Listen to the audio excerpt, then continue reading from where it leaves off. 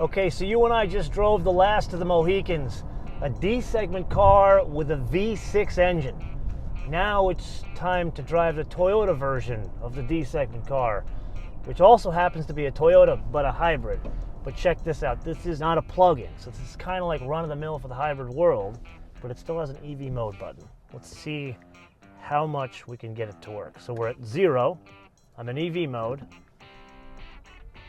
4 miles an hour, 6 miles an hour, 8 miles an hour, 9 miles, 10, 11, 12, 15, 17, 18, 21. We're gonna go over, 25 and we're done. But we were full EV in a 3,500 pound car.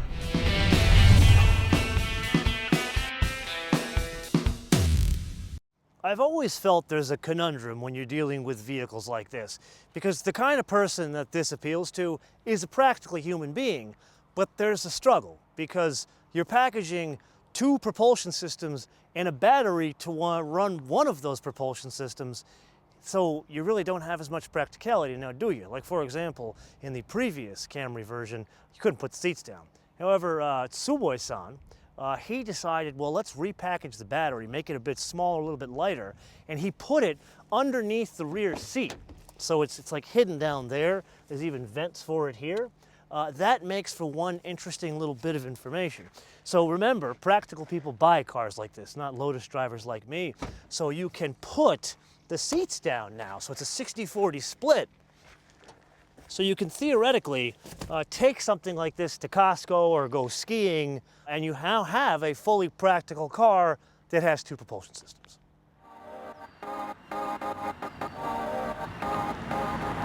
Okay, I don't know if you guys can see that in front of me, but that is a hill.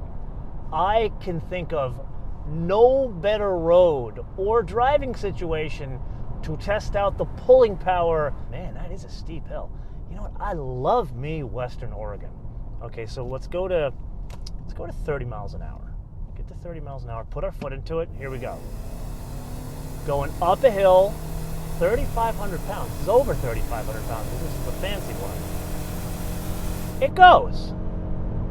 It's not the fastest thing in the world, and it makes, man, does it make a lot of noise, because it's got to do a lot with that engine to get this thing up the hill. But notice, it doesn't struggle. That's what's interesting here, and it doesn't struggle, I would argue, for a couple of different reasons. It's, as we said, this is the 2.5 that we talked about in the tech review. It's a little down on power over the regular gasoline models, but obviously we get the electric motor to give us this little oomph as we get further up to the steep hill. But then there's something else. Remember, you and I have been driving a lot of hybrids as of late that have real geared transmissions. Like, for example, the Hyundais and the Kias. This still sticks with a CVT, but notice that noise is because it's a CVT, but it doesn't, you know, it's funny. You go back, I spoke to the chief engineer of this car, and he was very honest with me. He said, look, we couldn't switch to a geared transmission because the hybrid synergy drive system from a global level for Toyota, it's designed not just the engine and the electric motors and batteries, it's designed as one suite of technology with the transmission. So yes, you and I still want a geared transmission, even in a hybrid, but the reason why it's still here in this car is because it's one suite of technologies that's shared around to different vehicles, whether it's in Europe, the US, or that Prius that's just passing us.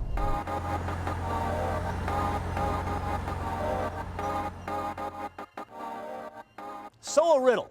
What is more American, a Toyota Camry or a 707 horsepower Dodge Challenger Hellcat? I'll give you a minute to think on this. I don't like bugs in the front of my car. Okay, ready? If you said the 707 horsepower Dodge, you would be wrong. You see, this is not only assembled in Georgetown, Kentucky, but it's the parts that are manufactured, the majority of them are manufactured also in the US, which makes this more of an American car. But in a very odd turn of events, it's also a world car because they manufacture it in places like Russia, India, China, and Japan.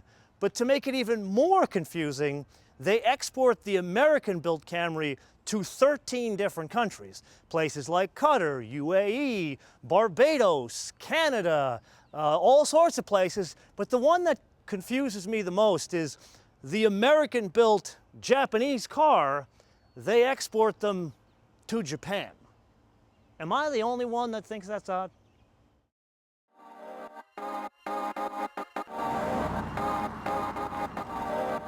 Yes, this is a hybrid. And yes, we still need to unpack driving dynamics. And yes, I fully understand the irony of the concept of driving dynamics and hybrids in the same sentence, especially as we go around a nice turn here in beautiful Western Oregon. But here's why it's important for us to unpack it here. Remember in the V6 episode, we talked about all that very expensive hardware back there, basically double wishbones, which you wouldn't expect in like a mass market D-segment car. Well, here, this is heavier. This is 300 pounds heavier, as we talked about in the tech review. But what they needed to do was make adjustments for that weight. So I was talking with the chief engineer of the car, and he was explaining that the stabilizer bars on a hybrid, they're thicker. Something you wouldn't expect. The dampers, while they're the same, they've changed the tuning so they're stiffer. The bushings, they take those out, throw them out, and come up with thicker bushings. So we have situations where we have a battery sitting in that back seat, and I'm pushing it downhill, basically disturbing the plane of motion of a 3,500 pound D-segment car, and it's somewhat stable to the point where it's very similar in driving experience to the V6. Now, I wouldn't push it that hard around this road, but it doesn't make you feel unsafe. Where if you were to, like that Ioniq, if I were to push it a little too hard, you would probably go over into that beautiful green shrubbery of Western Oregon. Now, all those changes back there, the big thing I want to understand when driving a hybrid is, do you feel the second propulsion system? Do you feel the weight of that battery, which in this case sits underneath the back seat? And I would argue with, once again, the more expensive hardware that's suspended the rear of the car, it mitigates the additional weight of the second propulsion system. Doesn't make it go away, it just lessens its impact. Okay, you knew we had to get to this point in the episode, my least favorite part, and that's practicality, which in something like this is efficiency. So let's start with the gasoline model. The 4-cylinder, most basic for the cheapskates in the audience, that one does 29, 41, 34 combined. Not bad.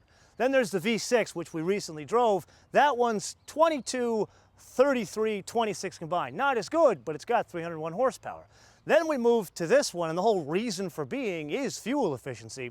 So the most basic one, again, focused at the cheapskates in the audience, is a 4-cylinder with like nothing in it. That one is 51, 53, 52 combined. Again, not bad.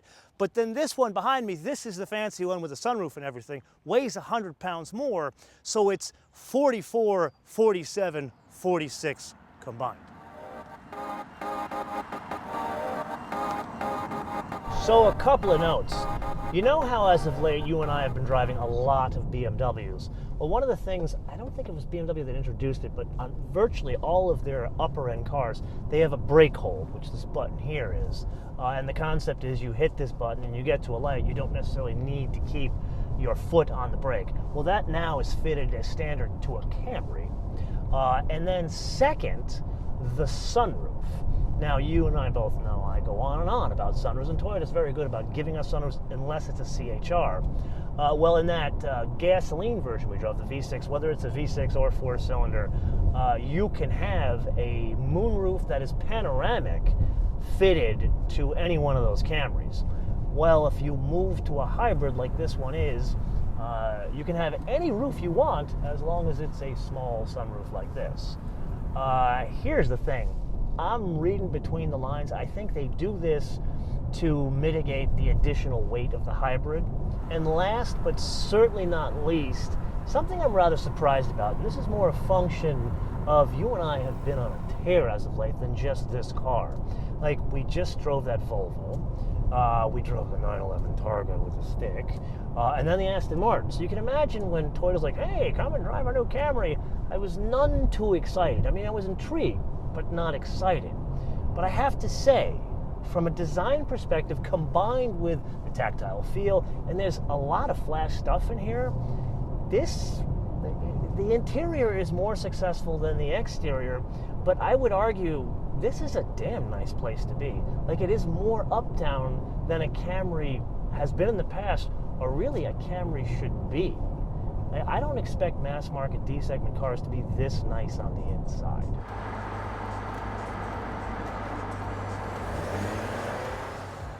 So in summary, what do we got? A Toyota Camry. A very efficient Toyota Camry, but it is designed to do all the things a Toyota Camry Hybrid is supposed to do. But here's the thing, when Tsuboi-san set out to change this, he took some unconventional choices, things that cost extra money, like a double wishbone rear suspension, coupled with the fact of a lighter, more uptown battery that is now repositioned to make the driving dynamics work in this. Granted, it ain't no 991.2 Targa GTS 7-speed manual, but it can do more than just pick up the rugrats at school. Which now brings us to a point here. All of this costs extra money. Now, just the two propulsion systems is about a $4,000 premium over the most basic car. So what is it? It's $23,495 for the 4-cylinder basic Camry. This is $27,800 for the basic version of this. So I'm going to leave you with a two-part question, and the two-part question is this. Number one, why would you buy the hybrid over the gasoline model? Like, specifically tell me what you're doing with it to pay for that difference. And then number two, and this is most important, how much more would you be willing to pay for a plug-in hybrid version of this, and what kind of range would you want? Let me know in the comments below or via our social media, MotoManTV all one word, MotoManTV all one word, Facebook, Twitter, and Instagram. And with that, I want to leave you with two things. Number one, please unsubscribe from us. Then resubscribe, click notifications. This is how much YouTube has screwed up the platform. And number two, a fun fact. So this place behind me here, they call this the Allison Resort in Newburgh, Oregon. You know I love Oregon, so I love talking about this place. Anyway, so there I roll. I do my run this morning. I roll down to the place to get breakfast, and the woman there is like, what would you like? And I do my usual 2-egg omelet.